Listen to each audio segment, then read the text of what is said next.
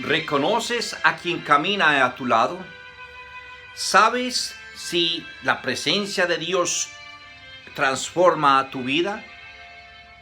Mi nombre es Sergio Calle Pérez y te invito a que te suscribas a mi canal en YouTube y que también compartas este video con todos tus contactos. Y no olvides darle clic a la parte superior derecha donde está la campanita para que así puedas abrir las notificaciones y los siguientes videos te puedan llegar. El evangelio de hoy, uno extraordinario que nos trae San Lucas, nos narra de la vida de dos personas, Cleofás y otro acompañante, que iban desanimados caminando hacia Emaús. Estaban en Jerusalén, ya habían presenciado, porque Cleofás, recordemos que aparece también en la escena de la crucifixión. Recuerden ese evangelio. Pero no era parte de los más íntimos amigos de Jesús. Sin embargo, sí pertenece al grupo, porque allí lo dice en el evangelio, al grupo donde aquellas también mujeres habían anunciado la resurrección del Señor. Lo confunden con un forastero.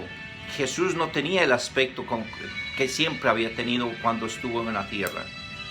Sin embargo, aquellos hombres empiezan a mostrarle la preocupación y la duda, de decir, estaban desanimados porque precisamente el resucitado no estaba allá, porque para ellos solamente lo vieron allí en la cruz. Entonces empieza a caminar Jesús con ellos y Jesús empieza a interesarse muy dentro de ellos y quiere entonces de esa forma muy particular escuchar esa queja.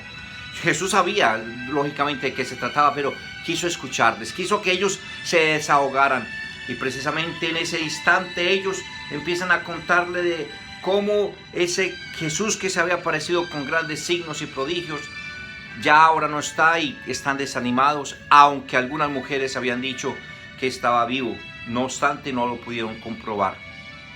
Jesús sigue caminando, pero empieza a darles explicación, a enseñarles, a adoctrinarles, y por eso empieza del Antiguo Testamento, comenzando por Moisés y llegando a los profetas. Es decir, les ilumina desde ese Nuevo Testamento, que es esa nueva palabra, ilumina el Antiguo Testamento, el cual no se puede leer sin la luz del Nuevo Testamento, y el Nuevo Testamento no se puede ver sin la sombra del Antiguo Testamento. Ambos hay que conectarlos, porque el uno es las promesas que se quieren dar y el Nuevo Testamento es las promesas cumplidas. Pues bien, en ese camino, dice a la parte final del evangelio, él en ese momento su corazón empezó ardiendo, a cambiarse, a transformarse. No obstante, todavía no había una manera explícita para ellos comprender la totalidad de la resurrección de Jesús que está vivo. Solamente Jesús empieza a decirles, me voy, sigo, continúo. Y ellos dicen una frase extraordinaria: quédate con nosotros, Señor, la tarde está cayendo. Y Jesús entonces acepta esa invitación cordial a sentarse a la casa de Cleofás, dice, y que ya habían llegado a esa ciudad de Emaús. Se sientan en casa de Cleofás y empieza en algo extraordinario, es la cena. Esa mesa significa esa última cena que Jesús tuvo con sus discípulos, Él la va a tener con ellos. Y es allí donde entonces Él toma el pan y de la forma más extraordinaria que solamente Jesús sabía, con esas palabras, bendecir ese pan. Entonces empieza el momento final de esa revelación, y es cuando entonces ellos, al partir el pan, la fracción del pan es como antiguamente los primeros cristianos llamaban a la Eucaristía.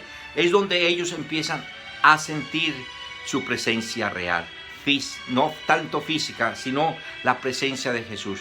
Y cuando ellos sienten que está ahí, ya no está Jesús, desaparece de su medio, porque queda en la Eucaristía. Jesús se plasma en la Eucaristía, resplandece en la Eucaristía, y ellos entonces no continúan entrando ya a la ciudad de Emaús, sino que se regresan unos 12 kilómetros más o menos, regresan a Jerusalén, donde estaba la comunidad de creyentes, la comunidad de seguidores de Jesús y también la comunidad apostólica. Y ellos entonces empiezan a dar testimonio de que sí es cierto lo que las mujeres dijeron, pero que también se le apareció y se le reveló a Simón. Ellos conocían a Simón, no estaban en el momento en que Jesús le cambia de nombre, lo siguen llamando Simón, pero quiere decir ese Simón Pedro, que es el que rige la iglesia, el que orienta la iglesia, la autoridad de la iglesia. Eso es lo que significa ese pasaje. Quiere darle a entender de que reconocían en Simón Pedro la autoridad. Y por eso ahí donde relatan esa experiencia del resucitado. Y entonces cuando empiezan a contar de que ellos iban caminando, etcétera, sintieron que la presencia de Jesús estaba allí. Y dice ahí, en la fracción del pan lo reconocieron. Es decir, en la Eucaristía. ¿Qué podemos decir de nosotros ahora ante esto? Actualmente, la aplicación de ese texto dentro del contexto que ya hemos narrado es que Jesús camina con nosotros. Jesús nunca nos deja solo. Jesús está a nuestro lado para explicarnos, para orientarnos. Y lo hace a través del magisterio de la iglesia, a través de la tradición apostólica y a través de la Sagrada Escritura y la Eucaristía. Nunca de esas cosas podemos dejar.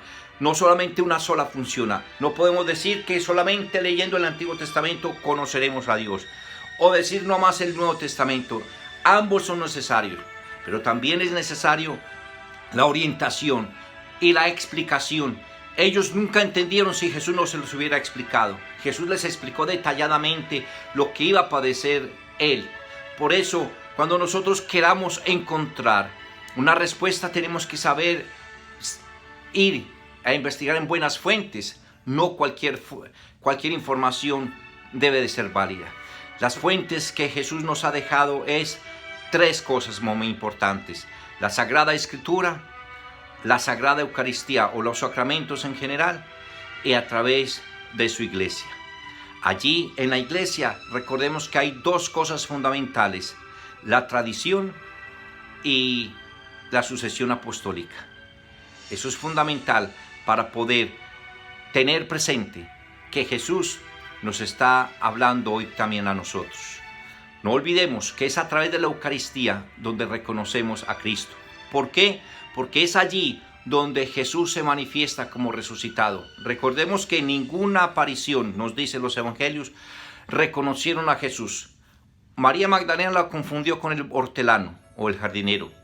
Cuando se le apareció a los 11 apóstoles, pensaron que era un espanto o un fantasma. Estos pensaron que era un forastero. Solamente reconocieron a Jesús cuando les mostró los signos. En unos momentos los signos de su crucifixión y en otros los signos con que la primera comunidad cristiana se identificaban como tal: el pan y el pez. Eso eran los signos de la Eucaristía. Allí es donde ellos reconocieron que Cristo estaba vivo. ¿Tú cómo reconoces hoy que Cristo está en tu vida? Tal vez a lo mejor tú no eres de mucha Eucaristía, tal vez no eres católico, tal vez no eres cristiano, no eres creyente aún. Pero yo sí te invito a que recobres un poco estos momentos de dificultad para que pongas a pensar un poco en la necesidad de otras personas y te pongas a considerar que tú estás llamado a ser también el que pueda transmitir, no el virus, pero sí transmitir la palabra de Dios, transmitirlo con tus buenas obras, que Dios está en tu lado, que Dios camina contigo, y verás cómo toda tu vida tiene sentido y se transforma. Desde que tú encuentres en este momento que eres útil para hacer algo que transforme y que cambie el mundo para bien, entonces vas a dejar entrar a Jesús en tu corazón o a Dios en tu vida, para que Él realmente transforme todo lo que tú tienes, todo lo que tú eres y todo lo que tú sabes en un potencial para transformar la humanidad. Yo oro por ustedes, oren por mí, porque es importante que a través de cada acontecimiento encontremos una razón de ser, una razón de vivir. Yo te invito hoy, este día 26 de abril de 2020, el cual Jesús se encuentra con nosotros también y quiere caminar, para que hoy vivamos la alegría de la resurrección, la alegría de esa resurrección que no fue comprada con oro y con plata, sino con la sangre y el sacrificio de Cristo en la cruz. Hoy en la Eucaristía pediré por ustedes. Hace 22 años celebraba mi primera Eucaristía. Hoy te invito a que te unas para darle gracias a Dios por tan gran beneficio. ¿Cómo pagaré al Señor todo el bien que me ha hecho? Alzaré la copa de la salvación invocando su nombre. Dios los bendiga.